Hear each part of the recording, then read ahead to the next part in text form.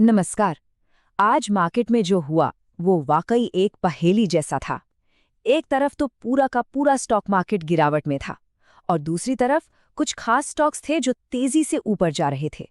आइए आज इसी पजल को सॉल्व करते हैं। तो सवाल यही उठता है कि भाई जब हर तरफ बिकवाली का माहौल था, सब कुछ लाल था, तो ये स्पेशलिटी केमिकल स्टॉक्स अपना अलग रास्ता कैसे बना रहे थे? मतलब कुछ तो बात होगी है ना। चलिए समझते हैं कि आखिर हुआ क्या। जरा देखिए, एक तरफ सेंसेक्स 712 पॉइंट नीचे, जबरदस्त गिरावट, और दूसरी तरफ एल्किलामाइन केमिकल्स, बालाजी अमीन्स, ये स्टॉक्स हरे निशान में थे, मजबूती से टिके हुए थे। अब ये कोई इत्तेफाक तो हो नहीं सकता है ना। तो एक ही दिन में ये इतना बड़ा कॉन्ट्रडिक्शन क्यों? इसके पीछे ना एक दो नहीं बल्कि कई बड़े और मजबूत कारण छिपे हैं। आइए एक एक करके इन वजहों को समझते हैं। तो पहला सुराग हमें मिलता है एक बहुत बड़े ग्लोबल ट्रेंड में। देखिए दुनिया भर में ना सप्लाई चेन का पूरा खेल बदल रहा है और इसका सीधा सीधा असर हमारे भारत पर पड़ रहा है। इसको कहते हैं चाइना प्लस वन स्ट्रैटेजी। हो क्या रहा है कि दुनिया की बड़ी बड़ी कंपनियां अब सिर्फ चीन पर निर्भर नहीं रहना चाहती। वो एक और ठिकाना ढूंढ रही हैं और वो ठिकाना बन रहा है भारत। अब सोचिए, ये जो बदलाव है ये एल्कलाइमाइन और बालाजी अमीन्स जैसी कंपनियों के लिए कितनी बड़ी अपॉर्चुनिटी है। और इसी ट्रेंड का एक और बड़ा हिस्सा है इंपोर्ट सब्स्टिट्यूशन। मतलब जो चीजें हम बाहर से मंगाते थे अब उन्हें यहीं देश में बनाने पर जोर दिया जा रहा है। और मजे की बात यह है कि इन कंपनियों का पूरा बिजनेस मॉडल ही इसी आइडिया पर टिका है। आज के माहौल में ये तो सोने पे सुहागा वाली बात हो गई। तो ये तो हुई बड़ी पिक्चर की बात।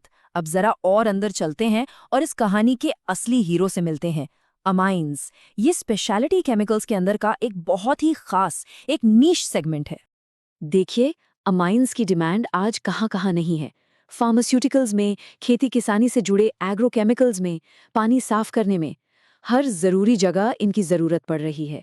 और सबसे मजेदार बात, दुनिया अब ग्रीन केमिस्ट्री मतलब सस्टेनेबल तरीकों की तरफ जा रही है और ये कंपनियां इस रेस में सबसे आगे हैं।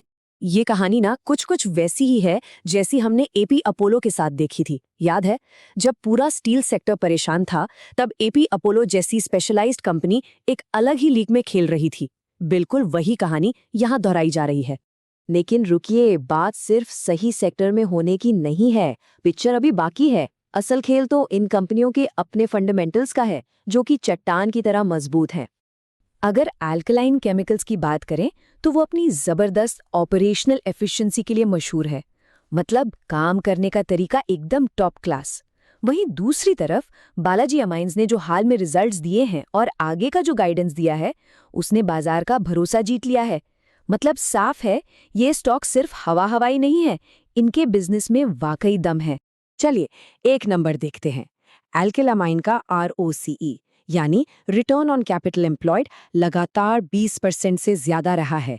अब इसका सीधा सा मतलब ये है कि कंपनी अपने हर लगाए हुए पैसे पर जबरदस्त मुनाफा कमा रही है। यही तो एक अच्छी एफिशिएंट कंपनी की निशानी है। और ये कहानी सिर्फ इन दो कंपनियों तक ही सीमित नहीं है। बात हो रही है पूरे इंडियन केमिकल्स मार्केट की, जिसके $1 ट्रिलियन तक पहुंचने का अनुमान है। सोचिए कितना बड़ा साइज है। ऊपर से सरकार की PLI जैसी स्कीम्स इसे और भी ताकत दे रही हैं। तो इस पूरे किस्से से हमें क्या सीखने को मिलता है? एक निवेशक के तौर पर मार्केट के इस उतार चढ़ाव को हम अपनी स्ट्रैटेजी में कैसे इस्तेमाल कर सकते हैं? ये जो हमने देखा ये सेक्टर रोटेशन का एक परफेक्ट एग्जाम्पल है। होता क्या है कि जब मार्केट में घबराहट होती है तो स्मार्ट पैसा उन सेक्टर्स की तरफ भागता है जहां की ग्रोथ स्टोरी पक्की हो, जहां भविष्य मजबूत दिखे। आज वही जगह स्पेशलिटी केमिकल्स ने ली। तो आज का सबक एकदम साफ है। नंबर 1, रोज रोज की मार्केट की टेंशन से ऊपर उठकर देखिए।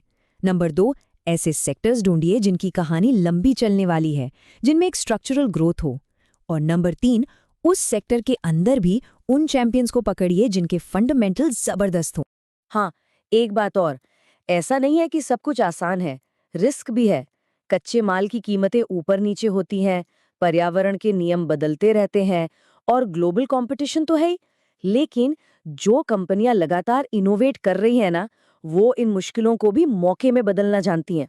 तो आज जो हुआ वो इस बात का एक शानदार सबूत है कि कैसे सही कंपनियां सही सेक्टर में मार्केट के ट्रेंड के खिलाफ भी जा सकती हैं। और ये हमें एक बड़े सवाल पर लाकर छोड़ देता है कि बाजार में अगली बड़ी स्ट्रक्चरल ग्रोथ स्टोरी कहाँ छिपी है।